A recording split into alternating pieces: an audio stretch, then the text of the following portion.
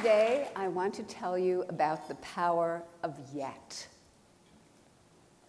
I learned of a high school in Chicago where students had to pass 84 units to graduate, and if they didn't pass, they got the grade not yet. I thought, isn't that wonderful? Because if you fail, you're nowhere. But if you get the grade not yet, you're on a learning curve. Not yet gave them a path into the future. And not yet also helped me understand a critical experience early in my career. To figure out how kids coped with challenge, I gave 10-year-olds some problems that were a little too difficult for them. Some of them reacted in a shockingly positive way. They said things like, "I love a challenge," or "I was hoping this would be informative." They understood that their abilities could grow through their hard work. They had what I call a growth mindset. But other children, for them it was tragic, catastrophic. From their more fixed mindset perspective, their core intelligence had been tested and devastated. Instead of the power of yet, they were gripped by the tyranny of now.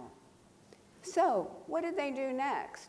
In one study, after a failure on a test, they said they'd cheat next time instead of study more. In another study, they found someone who did worse than they did so they could feel better. And in many studies, we found they run from difficulty. Let's look at how that looks in the brain. Moser and his colleagues measured from the brain as kids encountered errors. Processing the error shows up in red. If you look at the fixed mindset brain on the left, nothing is happening. But if you look at the growth mindset brain on the right, it's on fire with yet.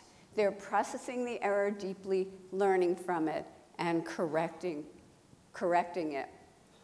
So, how are we raising our kids? Are we raising them for now or for yet?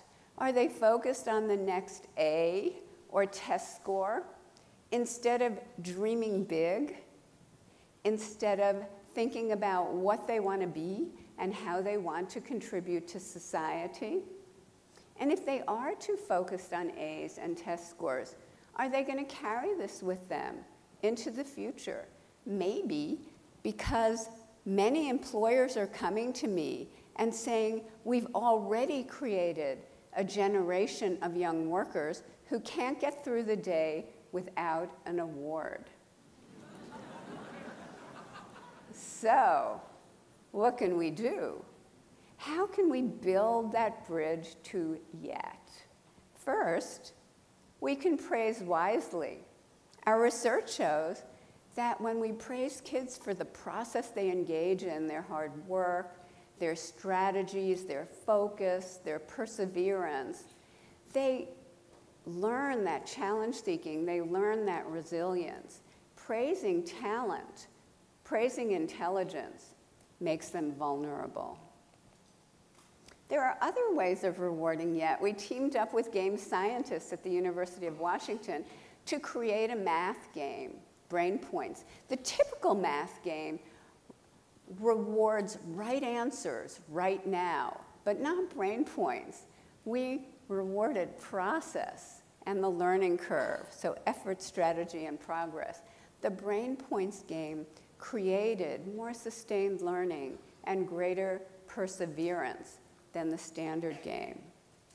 And just the words yet and not yet after a student has a setback, we're finding creates greater confidence and greater persistence. We also can change students' mindsets directly. In one study, we taught students that every time they pushed out of their comfort zone to learn something really, really hard and they stuck to it, the neurons in their brain could form new, stronger connections, and over time, they could become smarter. Those who learned this lesson showed a sharp increase in their grades. Those who did not showed a decrease. We have done this with thousands of students now across the country with similar results, especially for struggling students. So let's talk about equality. In our country, there are groups of kids who chronically show poor performance, and many people think that's inevitable. But when educators create growth mindset environments steeped in yet, equality can happen. Let me just give you a few small examples. One teacher took her Harlem kindergarten class, many of whom could not hold a pencil for the first month, through daily tantrums. She took them to the 95th percentile on the National Achievement Test. That same teacher took a 4th grade class in the South Bronx, way behind.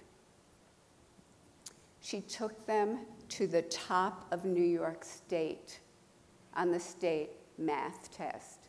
That teacher is a Stanford grad, and she's here today.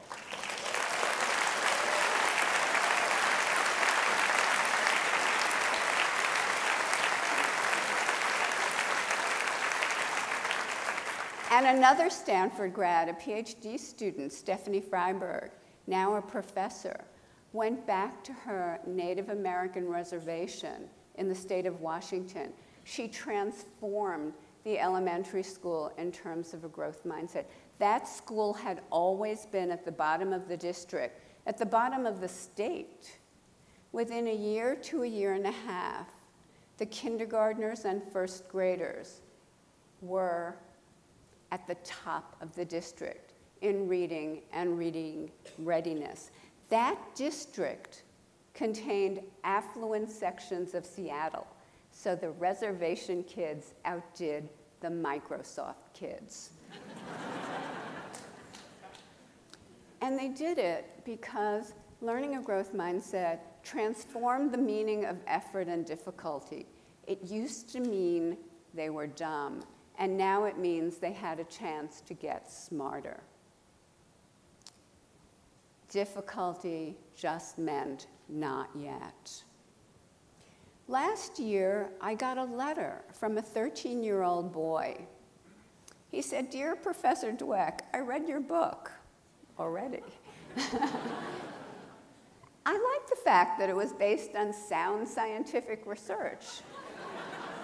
That's why I decided to test out your growth mindset principles in 3 areas of my life.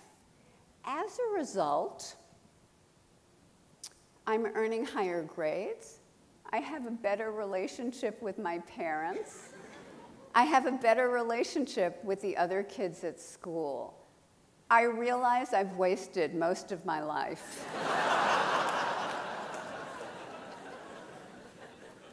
Let's not waste any more lives, because the more we know that basic human abilities can be grown, the more it becomes a basic human right for kids, all adults, to live in environments that create that growth, to live in environments filled, overflowing with yet.